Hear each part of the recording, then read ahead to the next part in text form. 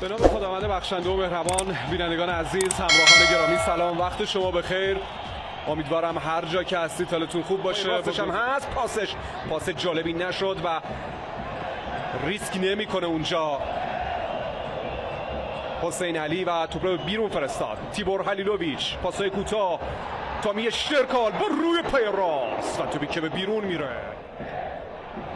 به هر شکل ممکن توپ رسید به صادق محرمی. حرکت رو آغاز کرده مهدی هاشم نژاد، فرصت داره برای ارسال. خود مهدی، پاس رو به جلو، اشتباه یونان شورته و توپی که رای به چارچوب پیدا نکرد. پاس رو به جلوی خوب امیرحسین حسین زاده برای تامی اشترکال، حسابی اونجا ضربه سر رو زد. توپ همچنان زیر پای بازیکن ماست. مهدی ترابی توپ میخواد از دانیل اسماعیلی فر. حالا برای ترابی، دوباره دانیل اسماعیلی فر، پاس کوتاه این دو بازیکن. تیبور هلیلوویچ پشت محوطه، پاسکاری خوب، موقعیت این دیگه گل آره گل برای تراکتور. مهدی ترابی، فریادها و خوشحالی دراگون. و حالا تیبور هلیلوویچ، کارهای ترکیبی و فوق العاده. گل بعدی یا نه همچنان نه، ولی این توپ میره که گل بشه و میشه گل دوم. این بار هاشم نژاده که دروازه از شورتر رو باز میکنه. البته صبر کنید، پرچم زده شده.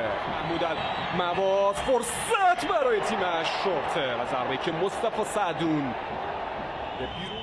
دانیل اسماعیلی فر توپشو گرفت و خوب دور نکرد. مجدد حسین علی، محمود المواز، بازیکن‌های عراقی همچنان ثابت توپ میرن برای ارسال. حالا رو دروازه، خطرناک این توپا، خیلی هم خطرناکه. چه توپی گرفت بیرو، چه سیوی داشت، عالی بود و فوق‌العاده. گلر با تجربه از شورته.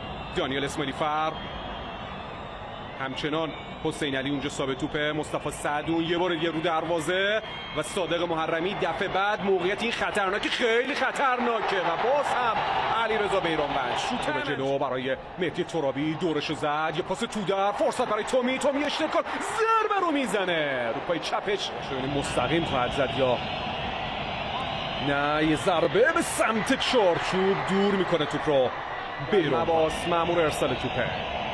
سرزمین دو تیم داخل محوطه جریمه. حال ارسال نسبتاً کوتاه داخل محوطه. توپ دست هیچکی برخورد نکرد اونجا. بازی رو دنبال میکنه. دروازه خطرناک و باز هم بیرانوند. ضربه ارسال بلند خطرناک رو دروازه، خیلی هم خطرناک تو شلوغی. سعی کردن بیشتر بازی رو کنترل کنن. صادق محرمی به هر شکل ممکن اونجا مقابل آتبا خیلی خوب توپ رو گرفت. امیرحسین حسین زاده رو بقا برای مهدی شیری. لوشکیا اومدن رو پاش، سری توپش رو زدن، نذاشتن بچرخه، توپ رو کنترل کنه. دومینیک مندی، پاس رو به جلو، آتبا خطرناک، پاس در عرض خیلی خطرناکه و اونجا کاپیتان راه توپ رو بست. توپ باری کلا به ظاهر کاظمینی. امیرحسین حسین زاده، عبدالرزاق قاسم توپ رو گرفته. خطرناک موقع برای تیم اشورت، خیلی خطرناک. بیرو نجات میده تیم تراکتور رو. بیرانوند چه سیوی داشت.